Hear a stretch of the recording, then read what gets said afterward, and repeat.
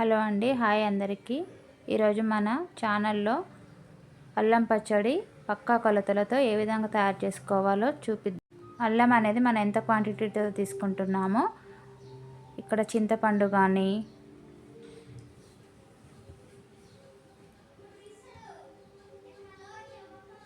కారం కానీ, ఇక్కడ గిన్నె కొలత తీసేసి కారం వేసామండి, అందుకే 150 గ్రామ్స్ అనేది చూపిస్తుంది. అలాగే బెల్లం ఒకటి డబుల్ క్వాంటిటీ ఉండేలా చూసుకోవాలండి. అలాగే ఉప్పు అనేది ఒక 8 అంటే ఆ గిన్నె 30 ఉందండి, అందుకని 50 గ్రామ్స్ సాల్ట్ తీసుకున్నాను, లావు ఉప్పు. అలాగే వెల్లుల్లి 54 గ్రామ్స్ తీసుకున్నామండి ఇక్కడ. ఇంకా దాని తర్వాత ఆవాలు, జీలకర్ర, మెంతులు అనేవి 15 గ్రామ్స్ అంటే ఆ మూత అనేది ఒక 5 గ్రామ్స్ ఉందండి, అందుకని 10 గ్రామ్స్ తీసుకున్నాం 3.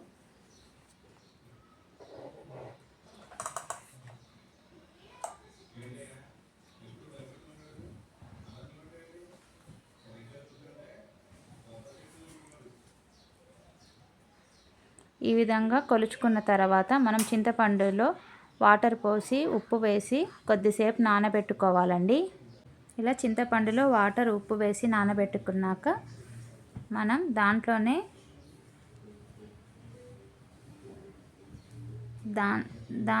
కొద్దిగా కారం, బెల్లం కూడా యాడ్ చేసుకోవాలి.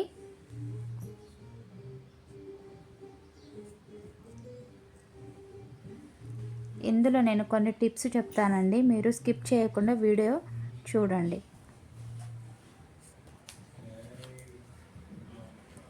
అల్లం వెల్లుల్లి 2 పొట్టు తీసి శుభ్రంగా కడిగి చిన్న చిన్న ముక్కలుగా కోసి పెట్టుకోవాలండి. కోసి పెట్టుకున్న అల్లం వెల్లుల్లిని ముందుగా స్టవ్ వెలిగించుకొని ఒక కడాయి పెట్టుకోండి. ఆ కడాయిలో నూనె వేసుకొని, తగినంత నూనె వేసుకొని, అందులో అల్లం వెల్లుల్లి, కొద్దిగా ధనియాలు, కొద్దిగా కరివేపాకు, అలాగే ముందు మనం కొలతలతో తీసుకున్న జీలకర్ర, ఆవాలు, మెంతులు, కొద్దిగా ఉప్పు, పసుపు వేసుకొని నూనెలోనే మగ్గనివ్వాలండి. అలా నూనెలో వేగుతున్నాయి కదా, మంచి స్మెల్ అనేది వస్తుందండి. ఇక్కడ మనం నూనె బదులు నెయ్యి కూడా వాడుకోవచ్చు. యాక్చువల్లీ అల్లం పచ్చడిలో మామిడి అల్లం కూడా యూజ్ చేస్తే చాలా బాగుంటుంది, కాకపోతే మాకు ఇక్కడ దొరకలేదండి, అందుకనే మామూలుగా మనం ఇంట్లో అల్లం వెల్లుల్లి పేస్ట్ చేసుకునేదే వేసుకున్నాను. ఇక్కడ మనం చింతపండు పేస్టులో బెల్లం వేసాను. బెల్లం అనేది కరుగుతుందండి, ఏం టెన్షన్ పడద్దు. కొద్దిగా ఉప్పు, కొద్దిగా 2 స్పూన్ మనం ఇంతకుముందు తీసుకున్నాం కదా కొలతల ప్రకారం, ఆ కారాన్ని ఇక్కడ యూజ్ చేసుకోవాలి. ఒకవేళ మనం వాడే కారంలో కొద్దిగా ఘాటు ఎక్కువ ఉన్నా కొంచెం తగ్గించుకోవచ్చు అండి, పర్లేదు. ఇక్కడ అల్లం వెల్లుల్లి అవి మగ్గిపోయాయండి, పక్కకు పెట్టుకున్నాను. అదే స్టవ్ మీద మనం నానబెట్టుకున్న చింతపండు మిశ్రమాన్ని ఉడికించుకోవాలండి. బాగా దగ్గరికి పడే వరకు, మనకి చింతపండు పులిహోర పేస్ట్కి ఎలా దగ్గరగా ఉంటుందో అలా ఉండి చేసుకోవాలి. ఇక్కడ కరిగిపోయిందండి బెల్లం అనేది. కరిగిపోయాక స్టవ్ ఆఫ్ చేసినాక ఇలా వచ్చింది చూసారా, కొద్దిగా సెమీ గ్రేవీ లాగా ఆ విధంగా ఉడికించుకోవాలి. ఉడికించుకున్న మిశ్రమాన్ని అల్లం యొక్క మిశ్రమాన్ని రెండింటిని చల్లారబెట్టుకోవాలండి. ఎందుకంటే ఇక్కడ మనం 2 కలిపి మిక్సీ వేసుకోవాలి కాబట్టి రెండింటిని చల్లార్చుకోవాలి. ఇప్పుడు 2 చల్లారిపోయాయండి.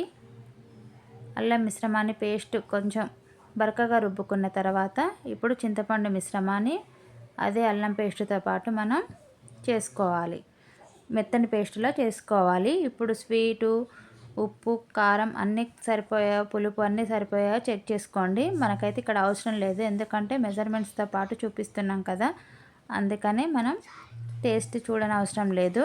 ఇక్కడ పోపు వేస్తున్నామండి మనం. కొద్దిగా ఆయిల్లో జీలకర్ర, ఆవాలు, శనగపప్పు, పసుపు, ఎండుమిర్చి, కరివేపాకుతో పోపు వేసుకున్నాను.